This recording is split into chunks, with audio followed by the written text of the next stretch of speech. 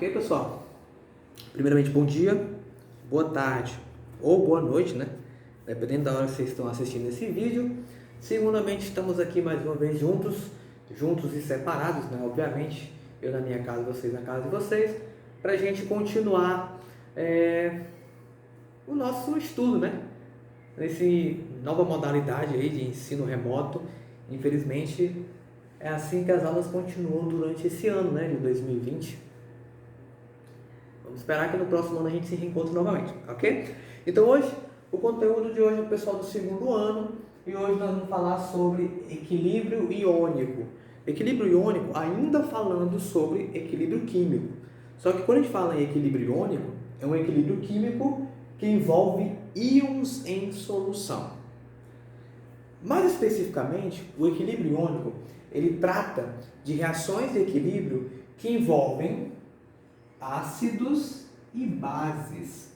Vocês estudam ácidos e bases lá no primeiro ano, quando a gente fala em funções inorgânicas. Vocês aprendem que ácido é toda e qualquer substância química, é todo e qualquer composto que em água ioniza-se liberando íons H+. E bases é todo e qualquer composto iônico que em água ioniza-se, ou quer dizer, em água sofre dissociação iônica, liberando íons OH-. Se vocês quiserem lembrar um pouco o que é ácidos, o que são ácidos, o que são bases e suas principais características, eu vou colocar na descrição desse vídeo os links que vão te jogar para as aulas que eu gravei de ácidos e bases para o pessoal do primeiro ano. Então, se vocês tiverem tempo e curiosidade e quiserem lembrar, né, as características de ácidos e bases, é bom vocês darem uma olhada nesses vídeos, pelo menos no comecinho, pelo menos nas características de classificação, e depois vocês voltam para cá, ok? Vai ficar mais fácil de entender o que a gente vai falar aqui se você der uma assistida nesses vídeos ou der uma olhada um pouquinho antes sobre ácidos e bases. Ok, pessoal? Outra coisa, vocês não estão ficando loucos. Então, caso vocês escutem um barulhinho que parece um miado de gato, né? Eu tenho uma gatinha aqui que a gente adotou, né? Que a gente trouxe para casa e ainda está conhecendo o ambiente, conhecendo a casa, então ela está aí, ó. Parou. Ela está miando, então fechei a porta aqui, pode ser que passe ainda. Então, se vocês ouvirem bem baixinho um miadinho, não pensem, ué, tô ouvindo miado de onde? Não, é a gatinha aqui, a Fridazinha que chegou aqui para animar nosso lar, né? Pegou a bichinha bem novinha, bem durazinha mesmo, mas é linda, maravilhosa. Ó, beleza. O que a gente vai fazer aqui é considerar o mesmo conceito de ácidos e bases, só que com uma leve modificação. É um conceito introduzido por Bronsted e Lowry. Ácidos, que eu vou representar como HA, são substâncias químicas que em presença de água liberam íons H+. Então os ácidos, eles liberam para a água esse hidrogênio na forma de um cátion. Então essa água absorve esse H+, produzindo um cátion H3O+, e um ânion A-. Então eu tenho aqui, nesse processo, digamos assim, formação de íons. O íon positivo a gente chama de cátion, o íon negativo a gente chama de ânion. Então, para ser um ácido, o íon positivo vai ser representado como H3O+, ok? H3O+. Como a gente representa essa seta dupla como um equilíbrio, quando esse sistema atinge um equilíbrio, vocês lembram que a gente representa uma constante, né? Que a gente chamava de Kc. Se eu for expressar o Kc para esse equilíbrio aqui, alguém lembra como é que faz isso? Eu vou colocar a concentração dos produtos dividido pela concentração dos reagentes. Então, o que está à direita fica em riba, então a concentração de H3O+, vezes a concentração de A-, o que está à esquerda vai ficar embaixo. Concentração do ácido vezes a concentração da água. Ok? A água, e aqui que a gente tem que levar em consideração, né, digamos assim, a água. Quando a gente fala em água, a gente está pensando em uma substância pura do seu estado líquido. Para esse tipo de equilíbrio, a concentração da água, por se tratar de uma substância pura no estado líquido, não sofre variação. Quer dizer, ela é constante. Então a concentração da água é constante. Então eu vou fazer o seguinte: se a concentração da água é constante, eu vou jogar para cá. Então vai ficar Kc vezes a concentração da água é igual à concentração de H3 ou mais vezes a concentração de A- dividido pela concentração do ácido. Isso no equilíbrio. Então, o que eu tenho aqui é constante vezes constante. Então, quando você multiplica duas constantes, o resultado é uma nova constante, que aqui eu vou chamar de Ka. Então, Ka é igual à concentração de H3 ou mais vezes a concentração de A- dividido pela concentração do ácido. E aí pode ser qualquer ácido. E esse Ka passa a ser chamado de constante de ionização ácida. Ou simplesmente constante ácida, né? Mas o certo seria constante de ionização ácida. Ka. Aqui, então, sempre que você vê Ka, a gente está falando de um equilíbrio iônico que envolve um ácido. Pode ser qualquer ácido. Ok? A mesma coisa funciona para base. Só que no caso das bases, é diferente em relação ao ácido.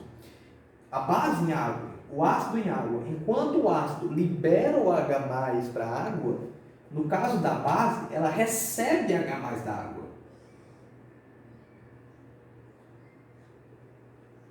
Então a base ela tira o H+ da água, formando como cátion esse que a gente representa como BH+, esse cátion, e o ânion OH-. Então esse é o ânion que caracteriza um ácido.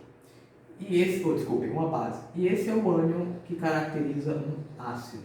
Geralmente a gente falava só H+, mas aí o PAC considerou que H3 ou mais é mais estável, faz mais sentido do que apenas H+. Ok? Então, se você assistir aquele vídeo lá que eu falei para vocês vão ver lá que eu estou falando sempre em liberar H+. Mas quando a gente chega aqui em equilíbrio, a gente troca H+ por H3 ou mais. Então, para base, eu posso fazer a mesma consideração que eu fiz para ácido.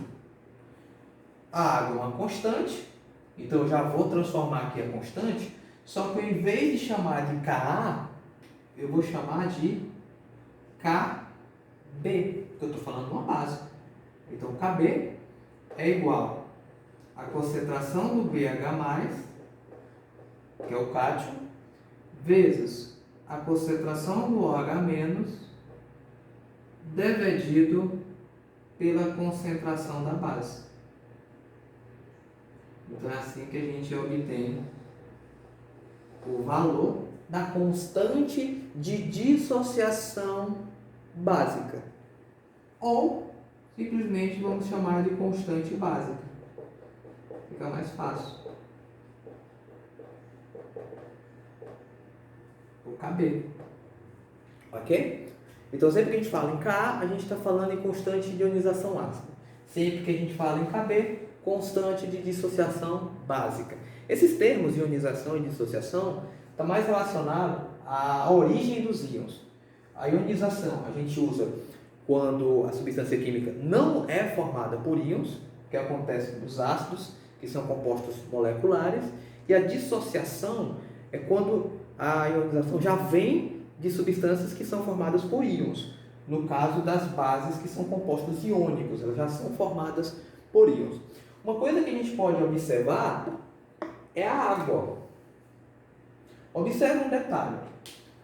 No caso do ácido, a água recebe H+. E no caso da base, ela doa H+. Então, concorda ou se concorda? Presta atenção. Se o ácido libera H+, e a água está liberando H+, então a água é ácida, concorda? Se a base recebe H+, e aqui a água está recebendo H+, então a água é básica. Quer dizer, a água ela é ácida e básica. A gente costuma dizer que a água é uma substância anfótera, quer dizer, ela pode atuar como ácido ou atuar como base. Então, nesse caso, como ela recebe, ela atua como uma base. Nesse segundo caso, como a água doa H+, então ela atua como um ácido. Então a água ela tem essa dupla função de atuar como ácido e atuar como uma base. Ok, pessoal? Obviamente que a água ela pode se auto-ionizar por causa disso.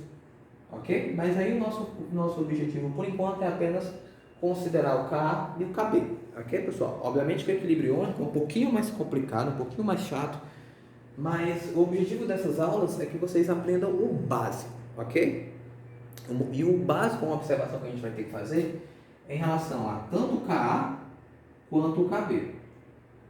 Uma observação. O que caracteriza um ácido? É a formação de íons H3 ou mais. Na química, a gente costuma dizer que cada ácido tem uma força. A gente fala em força ácida. Então existem ácidos que são mais fortes e ácidos que são mais fracos. O Ka pode ser usado para determinar se um ácido é forte ou fraco. Quer dizer, eu posso usar o Ka para comparar dois ácidos e dizer qual é o mais forte, qual é o mais fraco. De que forma? É simples, ó. Tá aqui, ó. H3O+ identifica um ácido. O H3O+ está aqui, ó. A concentração de H3O+ é diretamente proporcional ao Ka. Se é diretamente proporcional ao Ka, quanto maior a concentração de H3O+, maior o Ka. Portanto, mais forte é o ácido. Então, quanto maior o valor do Ka,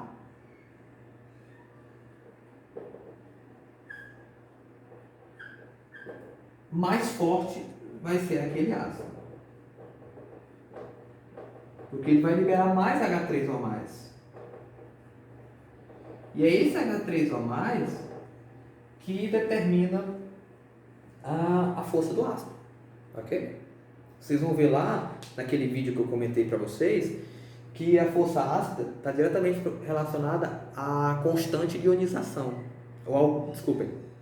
Ao grau de ionização. Quanto mais íons, maior o grau. Quanto maior o grau, mais forte é o ácido. Ok? E a mesma consideração a gente pode fazer em relação às bases. Ó. O que identifica uma base é isso aqui. A concentração de OH- é diretamente proporcional ao Kb. Então, quanto mais OH- a base liberar, maior vai ser o valor do Kb. Logo, mais forte é aquela base. Então, eu vou dizer, quanto maior o Kb, mais forte é a base. Então eu posso comparar. Se eu tiver duas bases, os dois ácidos, e os valores desses Ks e Kbs, eu posso dizer qual o ácido mais forte, qual a base mais forte, ou qual o ácido mais fraco, ou qual a base mais fraca. Ok? Ok, pessoal? Ó, agora vamos falar sobre lei de diluição de Ostwald. A lei de diluição de Ostwald, digamos assim, ela foi criada para a gente prever o comportamento de ácidos e bases fracas quando ocorre uma diluição. A gente fala em diluição quando a gente coloca em contato com a água, digamos assim, e aí gera um equilíbrio iônico, forma íons. Então a lei de diluição de Ostwald, ela surgiu para facilitar os nossos cálculos e determinar o Ka e o Kb de ácidos fracos ou bases fracas, digamos assim. Então, mas claro, para a gente poder fazer esse cálculo, e através da lei de diluição de Ostwald, nós temos que ter o grau de dissociação, o grau de ionização, digamos assim, e sabemos a concentração molar do ácido. Então, Oswald propôs essas duas fórmulas para calcular o Ka e o Kb a partir do grau de dissociação ou grau de ionização. Que lembra, não sei se vocês assistiram um outro vídeo que eu comentei, mas o grau de ionização e o grau de dissociação, todo ácido tem o seu grau, digamos assim. Obviamente que fatores como a temperatura podem variar esse grau de ionização ou dissociação. Então esse grau serve para determinar se um ácido é forte ou fraco. Então, se a gente tem essas informações, por exemplo, se a gente tem a concentração molar, que vocês aprenderam quando a gente falou em soluções, se você tem o grau de ionização daquele ácido ou dissociação daquela base, você consegue determinar o Ka ou o Kb. Se você não tem essas informações, aí você calcula o Ka e o Kb através daquela fórmula que a gente colocou antes. Concentração dos íons dividido pela concentração do ácido. Ok? Então essas são as fórmulas que você vai utilizar. Grau de dissociação, de ionização ao quadrado vezes concentração molar, dividido por 1 menos o grau. Se for um ácido muito fraco, ou quer dizer, se o grau de ionização ou o grau de dissociação for menor do que 5%, na hora que você for substituir os valores aqui, a diferença vai ser tão pequena que você pode arredondar. Então, se for menor do que 5%, você não precisa colocar esse denominador aqui. Você faz direto. Você só coloca isso aqui embaixo se o grau for maior do que 5%. Ok? Mas já que essa fórmula já é para prever essas bases fracas, então a gente praticamente só vai usar a parte de cima. Ok? Eu sei que é complicado de entender, mas se a gente colocar um exemplo, pode ficar mais fácil, né? Então vamos colocar um exemplozinho, né? Ok, pessoal? Ó, um exemplozinho de como a gente usa a lei de direção de Oswald, ok? Considere aqui um exemplo. Em uma solução aquosa, 0,1 mol por litro, esse 0,1 mol por litro, não sei se vocês vão lembrar, mas essa unidade mol por litro é a unidade de concentração molar, é a concentração molar do ácido. De um ácido monocarboxílico a 25 graus Celsius, o ácido está 3,7% ionizado após o equilíbrio ser atingido. Calcule o Ka desse ácido. Então essa é a fórmula. Ok? Só que a gente vai ter que fazer o seguinte, ó, esse 3,7% eu tenho que tirar da porcentagem para poder colocar. Então o alfa, que é o grau de ionização aqui, vai ser 3,7 dividido por 100. Ok? Eu tenho que tirar essa porcentagem. Então eu já tenho o valor de alfa aqui, 0,037. São dois zeros, anda duas casas decimais. E agora que o problema começa a acontecer. Porque geralmente em equilíbrio iônico os valores são bem pequenos, né, que a gente trabalha. Mas fazer o que, né? É matemática, né? Enfim. Então, calcule o Ka. Pela lei de Oswald, é essa fórmula que eu vou usar. Ka é igual ao alfa ao quadrado. Então, é 0,037 ao quadrado vezes a concentração molar, que é 0,1. Como o grau de ionização é 3,7, é menor do que 5%, eu não preciso colocar aqui embaixo. Eu vou até colocar só para vocês entenderem por que a gente não coloca. 1 menos 0,037. Na hora que eu for subtrair 1 menos 0,037, vai dar quanto isso aqui embaixo? Vai dar 0,963.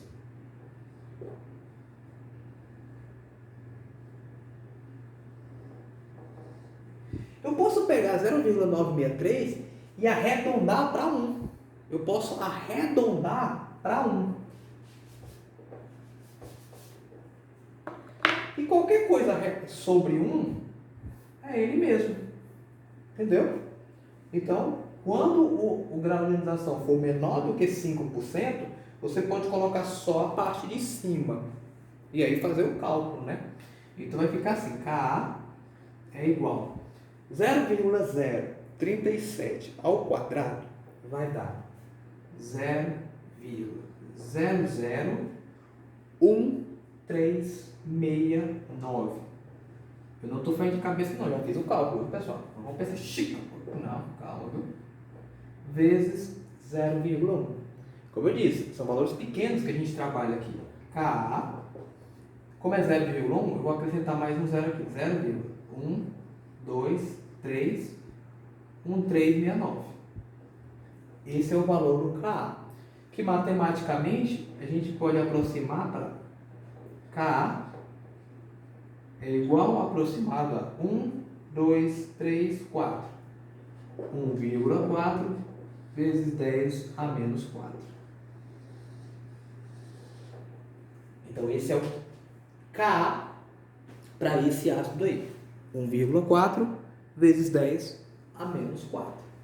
Ok? É um Ka bem baixo. Obviamente que pelo grau de ionização a gente já sabia que ele é um ácido fraco. Mas se ele não tivesse dado no grau de ionização, tivesse dado somente o Ka, ó, só por esse valor aqui você já saberia que é um ácido fraco. Então, sempre que for um valor da ordem de 10 a menos alguma coisa, então você já sabe que está se tratando de um ácido fraco. Mas isso, você vai fazer esse cálculo sempre que a questão pedir o Ka e te der o grau de ionização. Se não te der o grau de ionização, te der as concentrações, aí você faz pelaquela outra fórmula. Que outra fórmula mesmo, professor, que eu já esqueci? Vamos ver, né? Ok, pessoal? Uma outra situação. Por exemplo, nesse caso a gente não usa a lei de Oxford. Isso aqui é um exemplo onde a gente usa aquela outra fórmula que a gente aprendeu anteriormente. Ó, sabendo que em uma solução aquosa de um monoácido qualquer, HA, a 0,1 mol por litro, temos 1 vezes 10 a menos 3 mols de ácido ionizado. Calcule o Ka desse ácido. Quando eu uso essas palavras aqui, o que eu estou querendo dizer é o seguinte: vamos fazer o direto ao ponto. Eu tenho o ácido, HA, que em contato com a água, ele vai ionizar para produzir H+, e o A-, certo? Lembrando que quando eu falo H+, eu estou me referindo a isso aqui, ó, H3 ou mais. Aqui eu coloquei direto ao ponto, resumido, porque na fórmula a gente aprendeu que a gente só coloca esses termos, né? Ka, vou botar aqui embaixo, é igual a concentração do H3 ou mais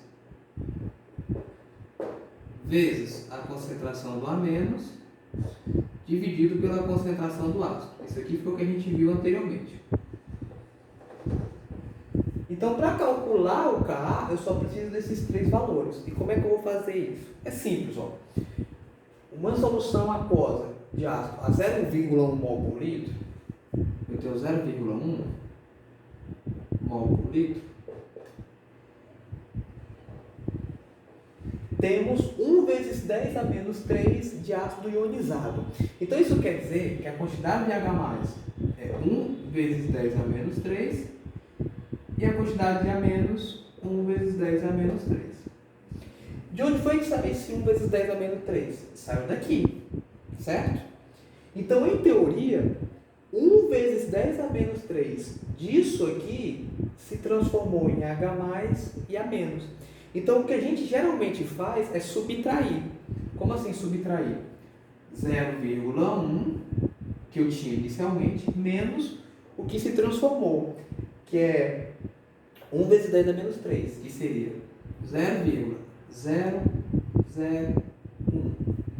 Na hora que eu subtrair isso aqui, vai dar um valor. Isso aqui é tão pequeno, digamos assim, que o resultado vai ser aproximadamente igual a isso aqui.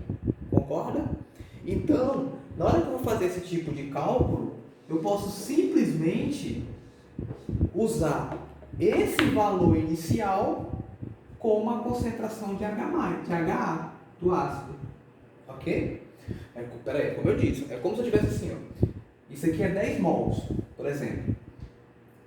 Desses 10 mols, 0,1 se tornou isso aqui.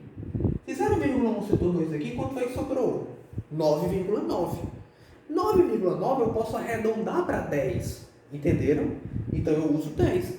Então, geralmente, quando a questão te dá um anúncio dessa forma, esse valor inicial para o ácido você pode considerar, a menos que isso aqui seja muito alto, mas mesmo assim você pode aproximar o valor. Então, o que vai acontecer é o seguinte: Ka é igual a concentração de H3 ou mais, 1 vezes 10 a menos 3, vezes concentração de A menos 1 vezes 10 a menos 3. Observe que eu disse aqui, ó, deixa eu só ver se está muito claro aqui. 1 vezes 10 a menos 3, ionizado. Então, é tanto para o H+, quanto para o A-, dividido por 0,1. 0,1 é a mesma coisa que 1 vezes 10 a menos 1. E aí é só fazer o cálculo matemático. Ka é igual, mantém aqui a base e soma os expoentes, dividido por 1 vezes 10 a menos 1. Menos e menos, quando você tem menos no numerador e menos no denominador, você subtrai. Então, Ka é igual a 1 vezes 10 a menos 5. Eita, professor, então quer dizer que os valores de Ka geralmente são sempre valores assim, né, quebrados e tal. Geralmente nos cálculos você sempre encontra valores quebrados. Então você tem que ter uma noção de como fazer cálculos utilizando notação científica. Ok? Então aí depende. Se a questão pedir para calcular o Ka, te der os valores, usa essa fórmula, usa a equação. Se te der o grau de ionização, usa a lei de diluição de Ostwald. Usa aquela formulazinha que a gente usou no exemplo anterior. Ok, pessoal? Essa aula de hoje é só conceitos básicos em relação ao equilíbrio iônico. Eu não quero gravar um vídeo muito longo, porque eu sei que é cansativo. Deixa eu ver quanto tempo aqui ficou. Já é 27 minutos. Eu não quero gravar um vídeo muito longo, mas esses são os dois exemplos que você tem que considerar. Se for preciso, aí eu vou passar uma atividade. Se for preciso, vocês me procurem lá no WhatsApp e aí eu passo outros exemplos de caso, pode ser. Ou então passo outros exemplos em relação da lei de Ostwald, que geralmente a lei de Ostwald é mais comum, questões envolvendo a lei de Ostwald. Ok, pessoal? Eu espero que vocês tenham entendido. Me peço desculpas por fazer esses vídeos tão rápidos agora, mas eu não quero deixar vídeos muito longos, muito extensos, né? Então, essa é a base que vocês têm que saber em relação ao equilíbrio iônico. Esse é o principal que vocês têm que saber em relação a esse assunto, ok? Então, até a próxima aula, pessoal, e se cuidem, né?